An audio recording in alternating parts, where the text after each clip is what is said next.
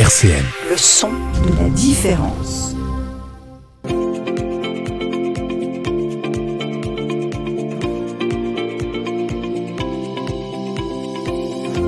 Les masques tombent sur RCN, Sarah Leroy. Bienvenue chers auditeurs et chères auditrices, je suis ravie de vous retrouver en ce mercredi 10 novembre, j'espère que vous allez bien. Si vous voulez retrouver l'émission, elle sera en podcast, en rediffusion sur le site internet RCN et en rediffusion sur notre chaîne YouTube. Alors aujourd'hui, je reçois l'artiste Clairox. Vous pouvez retrouver son dernier single Spring sur toutes les plateformes de streaming, donc Apple, Deezer, Spotify. Bonjour Clairox, comment allez-vous aujourd'hui ? Bonjour Sarah, écoutez, ça va plutôt bien, bien accueilli, donc impeccable, je viens de terminer mon café. C'est super, merci beaucoup d'être là, en tout cas au sein des Masques Tombent. Alors vous faites de la musique depuis 2011, vous avez sorti votre premier album en 2011, vous avez commencé avec Philippe Tétard et Manuel Gérard, et vous sortez un album de musique française qui s'intitule Pour vous aussi. Donc vous avez commencé dans de la variété française, plus généralement. Alors je vais vous poser d'abord une question, qu'est-ce qui vous plaît dans la variété française de façon générale ? Alors c'était plus les mélodies simples, le côté épuré, et après les textes en français tout simplement. Mmh. Et quels sont les artistes français qui vous ont bercé tant petite et même encore maintenant ? Des artistes qui m'ont vraiment inspirée, c'était surtout Jeanne Chéral et Émilie Loiseau. Voilà. Et qu'est-ce que vous aimiez dans leurs textes ? C'était l'instrumental, le texte qui vous intéressait ? Beaucoup les textes, justement, puisque Jeanne Chéral, il y a quand même beaucoup de thématiques, la femme en tant que personne, et le côté poétique aussi de ces textes. Est-ce que vous lisez aussi de la poésie ? Est-ce que ça se ressent aussi dans vos chansons, cet effet poétique ou... J'essaye de temps à autre. Après, je suis loin d'être une aussi grande écrivain que Jeanne Chéral. Et après votre collaboration donc avec Philippe Tétard et Manuel Gérard, vous vous lancez ensuite en quête d'autres sensations et vous évoluez au sein du groupe Funkies, donc vers un univers funk. Et justement, je me demandais pourquoi pour vous c'est important aussi que vous avez voulu peut-être vous renouveler et essayer de nouvelles choses en ce sens. C'est exactement ça, Sarah. En fait, j'ai débuté par de la chanson française parce que tout simplement, c'était là où je me sentais à l'époque le plus à l'aise pour faire quelque chose de qualité. Et ensuite, j'ai traversé, comme beaucoup de personnes, des moments difficiles, douloureux, qui m'ont donné envie de m'exprimer. Et la musique a en fait été ma thérapie. Et j'ai voulu me tourner vers un côté plus punchy, avec, là, pour le coup, je suis passée du français à l'anglais, donc, comme quoi. Et j'avais envie de dégager une énergie, chose que je n'avais jamais faite, finalement, avec la chanson française, où là, j'étais plus en retrait, cachée derrière ma guitare. Et au fil du temps, j'ai dû me reconstruire. Et j'ai aussi voulu me détacher de l'instrument pour mettre en valeur aussi ma voix. Et partir dans des horizons totalement différents avec le côté funk, puis rock. Alors vous parlez de thérapie. Pourquoi avoir choisi la musique comme forme d'art pour la thérapie alors qu'il y a différentes formes d'art qui existent également ? Pourquoi la musique ? C'est mon moyen d'expression, c'est ma passion. D'ailleurs, tout ce qui est artistique purement manuel... Je suis pas douée, donc vaut mieux éviter. Et ça fait depuis combien de temps que vous faites de la musique ? Donc, vous faites de la guitare, vous aviez commencé également le piano quand vous étiez petite, vous faites du chant, vous avez commencé à l'âge de 20 ans. Comment tout ça s'est développé ? Alors d'abord, j'étais en école de musique, effectivement. Ensuite, comme on l'a évoqué tout à l'heure, le conservatoire et les cours étaient peut-être trop théoriques et ça m'a pas forcément donné envie de continuer. En tout cas, j'y trouvais aucun épanouissement. Donc, j'ai arrêté le piano pour me concentrer davantage vers la guitare. Et puis, en fait, naturellement, je me suis mise vers le chant par moi-même. Et j'avais envie de sortir un album avant mes 30 ans. Donc, le premier bébé qui est sorti pour vous aussi. Et ça fait 10 ans. Ça fait 10 ans, donc comme j'ai évolué après, j'ai eu envie aussi de de continuer le chemin et montrer une palette. Donc maintenant, ça fait 10 ans que vous venez de dire que vous avez sorti votre premier album pour vous aussi. Et comment vous avez évolué depuis 2011 ? Qu'est-ce que vous pensez de votre parcours depuis ces 10 ans ? Alors, j'étais femme-enfant il y a 10 ans en arrière. J'ai d'ailleurs beaucoup de mal à grandir, mais je suis devenue maman, donc forcément, par la force des choses, la femme est née. Et surtout, j'ai rencontré beaucoup de monde d'un point de vue musical, ce qui forcément m'a fait évoluer et j'ai eu envie de découvrir différents styles aussi. Je ne suis pas restée cantonnée justement à un seul univers. Je me suis ouverte, tant sur le plan personnel que musical. Et à ce jour, vous faites aussi partie du groupe de rock Fox, ça se dit bien comme ça. Très bien prononcé. Avec lequel vous faites des compositions originales. Alors, est-ce que vous pouvez nous expliquer aussi la formation, l'origine de la formation de ce groupe Fox ? Alors, en fait, c'est parti tout simplement des amis, Margot, Olivier. Et puis à l'époque, ils recherchaient une chanteuse, donc c'était l'occasion rêvée de faire de la musique avec des amis. Et Morgane nous a rejoints aussi, donc on est à 4. Voilà. Alors vous êtes 4, donc vous êtes au chant. C'est ça. Et dans quel univers donc vous faites du rock, mais quelles sont vos thématiques comment vous faites vos musiques également? Alors, avec Fox, on a commencé quand j'étais enceinte, donc c'était pas forcément évident pour faire de la musique. Et ce qui s'est passé, c'est qu'on a travaillé beaucoup à distance. Et j'ai accouché le 26 septembre 2019 et on était en studio au mois de décembre. Oui. Sauf que j'avais très peu répété avec eux. Donc j'ai bossé à la maison quand mon petit faisait la sieste. Et le studio s'est d'ailleurs très bien déroulé. Et là, avec Fox, on va sortir un EP, un deuxième EP, 6 titres, l'année prochaine aussi. Alors, on parlait aussi du fait que vous aimez bien évoluer dans différents styles. Et justement, on parle de rock, mais vous évoluez aussi dans un style jazz avec le Big Band BBH. C'est ça. Avec d'autres artistes sous forme de collaboration. Et on va parler maintenant collaboration. Qu'est-ce que ça vous apporte aussi professionnellement parlant de travailler en collaboration avec d'autres artistes ? C'est une richesse incroyable parce que sur un des titres qu'on va écouter tout à l'heure, et d'ailleurs les deux, je les ai jamais vus. C'est des personnes avec lesquelles on a uniquement communiqué soit par mail, puisque le titre Free, c'est avec un professeur de guitare turc. Donc j'ai dû parler en anglais. Et puis voilà, c'est super rigolo. Et puis comme j'aime bien les voyages, c'est l'occasion aussi de pratiquer les langues étrangères, n'est-ce pas ? Oui. Alors, quelles sont les différences entre le fait que quand vous créez toute seule et quand vous êtes en collaboration pour vous ? Alors, la collaboration, c'est beaucoup plus riche. La musique, c'est un partage. Donc, c'est sûr que moi, je préfère être entourée. Et en l'occurrence, c'est des personnes qui ont un sacré talent. Donc, c'est toujours plaisant. Par contre, il y aura aussi quelques anciennes, justement, anciens textes et anciennes mélodies que là, pour le coup, j'ai créées toutes seules, qui sortiront dans le futur album, parce que ça me tenait à cœur tout simplement de remettre ces chansons au goût du jour. Justement, on en parlera un petit peu plus tard de votre prochain album, mais votre prochain album, c'est Couleur de vie, donc c'est un album très personnel qui reflète votre parcours. Est-ce que pour vous aussi, quand vous créez votre musique, elle doit refléter quelque chose de personnel ? Alors, c'est principalement en fait les collaborateurs qui vont créer la musique. Et moi, je vais apporter le texte et la mélodie.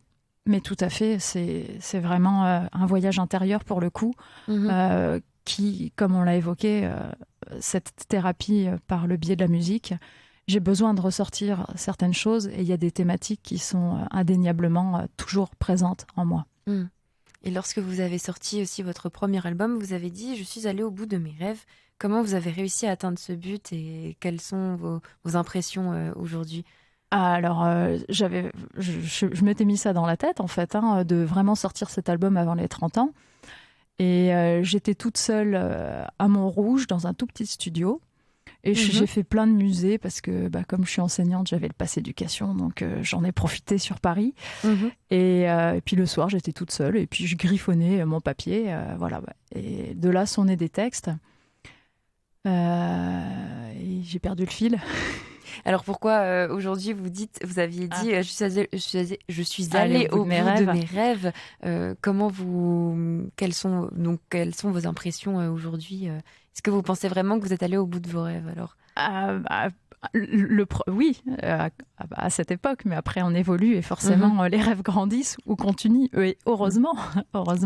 Et maintenant, qu'est-ce que vous aimeriez apporter de plus dans votre musique Quelles sont les idées qui vous viennent lorsque vous pensez à l'avenir également C'est la diversité en fait. J'ai pas envie d'être enfermée dans un style et j'ai vraiment envie de continuer. J'ai comme une boulimie, on va dire, de création, de créativité. Voilà, c'est cette envie-là, en fait. Et vous dites aussi que vous parlez de la vie d'aujourd'hui dans vos chansons, de valdingage, des amitiés qui sont poignantes. Est-ce que vous pensez que ça va permettre aussi de toucher un grand public, le fait de parler aussi de thèmes qui va toucher un peu tout le monde au final? Je l'espère. Hein. La musique, après tout, c'est un partage et c'est justement le fait de raconter aussi une histoire. Donc, dans mes textes, je parle de moi ou d'amis, mais ça peut effectivement parler à tout le monde.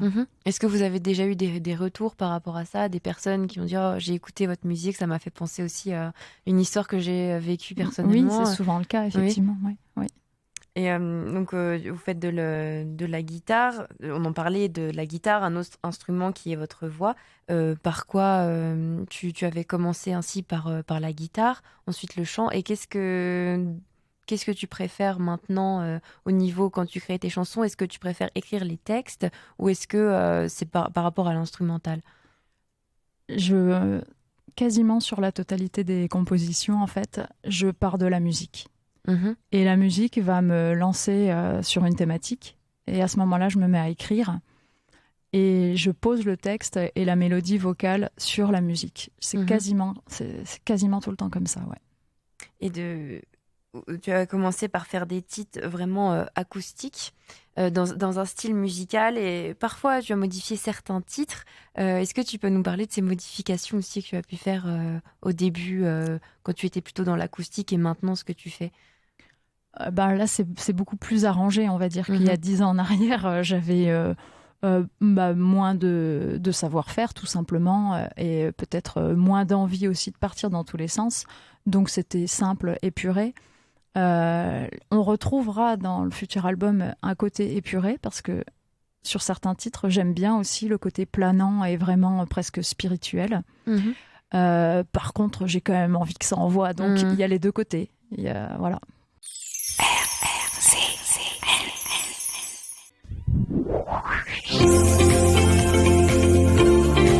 RCN, les masques tombent, Sarah Leroy.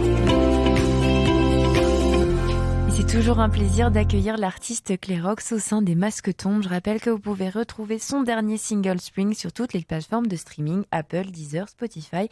Et on vient d'écouter votre titre Free. Est-ce que vous pouvez un petit peu nous parler de cette chanson? Bien sûr, c'est pour ça que je suis là. Alors justement, Free, ça a été une rencontre avec un prof de guitare turc qui a créé toute la partie musicale. Donc pas que la guitare, la basse, la batterie, les synthés. Et il a tout fait chez lui en Turquie. Voilà. Et on a communiqué en anglais. Et moi, le texte, c'était comme c'est un blues, j'avais envie d'un côté mélancolique. En même temps, il y avait un côté sombre par rapport à des choses que toute personne aurait pu vivre. Ça peut être une mauvaise rencontre, ça peut être une addiction, enfin voilà, ça peut être quelque chose qui nous plombe. Mais en même temps, comme Cyril disait tout à l'heure... Cyril à la technique. Voilà, Cyril. C'est bien aussi d'avoir une lueur d'espoir et d'essayer de voir plus loin. Et justement, là, c'est le côté où on se sent libéré. On a été sous l'emprise de quelqu'un ou de quelque chose. Et finalement, on arrive à délier les chaînes. Justement, encore une fois, c'est des thématiques qui peuvent toucher au plus grand nombre, comme vous le souhaitez le faire à travers vos musiques. Et on va maintenant parler de la scène, puisque j'ai vu que vous aviez fait le festival Chansons mêlées à Vézières-les-Vic. Qu'est-ce que vous ressentez aussi lorsque vous êtes sur scène? Ah bah c'est justement c'est l'énergie que le public nous donne, c'est la joie partagée, c'est un moment d'extase pour un artiste puisque on est là avec son public, on peut vraiment s'exprimer. C'était en fait, j'étais enceinte de Thomas et c'était un concours de chant. Donc j'en avais jamais fait de ma vie finalement. Et puis c'était l'occasion de, encore une fois, toujours cette thématique récurrente, de se libérer. C'est sûr que j'ai eu un passé très, très douloureux. Donc la musique engage de liberté et de moyens d'expression. Donc la scène, c'est le pied total.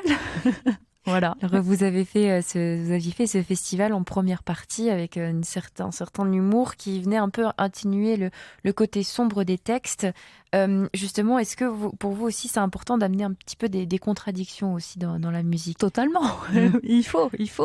Parce que justement, c'est ce qui peut titiller les personnes et c'est ce qui fait ressortir le côté comique et puis de dédramatiser quand on touche des sujets sensibles et délicats, lourds. Et lorsque vous composez, vous préférez être seul ou alors justement vous avez besoin d'être au grand air, au milieu d'une foule ou dans la rue pour composer ? Comment ça se passe quand vous écrivez vos textes ? C'est plutôt toute seule en principe. C'est des idées qui viennent soit pendant la nuit, soit en pleine journée. Et si j'ai quelque chose qui trotte dans la tête, je l'écris. Alors justement, on vient d'écouter Free. Et moi je me demandais aussi parce que vous aviez commencé par de la variété française, on en a parlé au début, et maintenant on écoutera justement une deuxième chanson qui s'appellera Running Towards the Sea. Quelles sont les différences pour vous entre faire des sons en français et des sons en anglais ? Le côté anglais, c'est vraiment la mélodie, se laisser porter par la musique principalement, alors que le côté français, c'est beaucoup plus délicat à écrire un texte en français puisque, en principe, on sait qu'il va être compris plus qu'en anglais. Oui. Et c'est un exercice bien plus périlleux. Un peu plus déroutant en français. Tout à fait. Voilà. Mais après, c'est vrai que comme... après le premier album, je me suis beaucoup réfugiée sur le côté mélodique et j'avais besoin de ce retour aux sources aussi, d'avoir du texte en français pour défendre davantage le côté des paroles.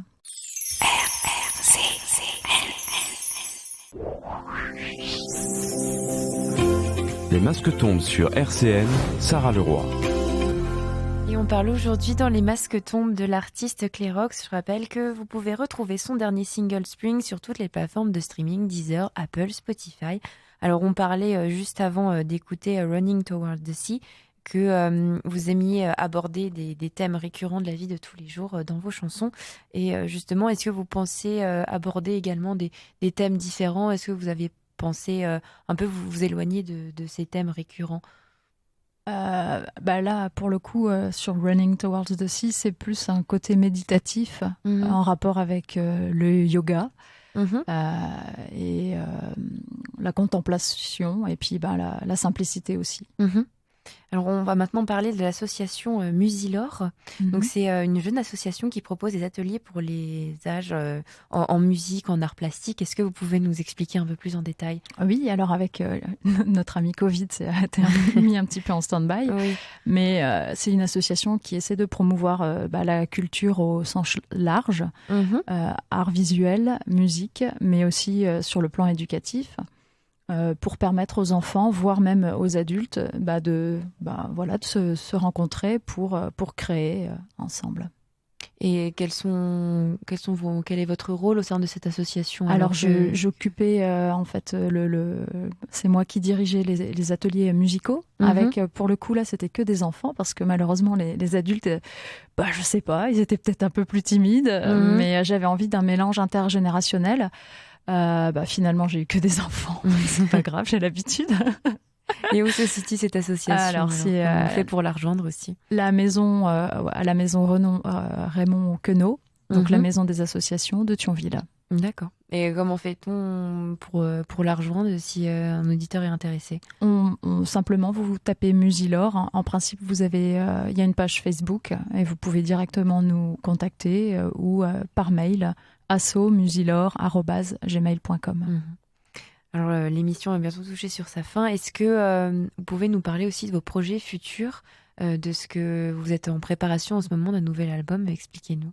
Alors, en ce moment, je travaille sur un album que je souhaite pluriel, avec énormément de titres, puisque à partir du moment où on choisit de presser un CD et d'avoir justement quelque chose de physique dans les mains, qu'on presse 3 titres ou 18, c'est le même prix. Donc, je me dis, autant aller au maximum.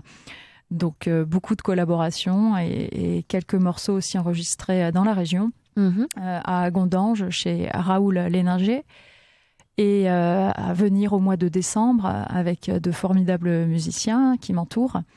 À côté, justement, funk. Et là, ça sera chez Paul Kiss. Toujours, pour garder cet esprit de la région. Et j'ai même aussi un Lunévillois qui s'occupera de la pochette RG Graphisme. Merci beaucoup Claire Rox d'être venue au sein des Masques Tombes aujourd'hui. Je rappelle une dernière fois que votre dernier single Spring est disponible sur toutes les plateformes de streaming. Alors je remercie aussi Cyril à la technique et on se retrouve le lundi 22 novembre au sein des Masques Tombes. Prenez soin de vous et à bientôt. RCN, www.rcn-radio.org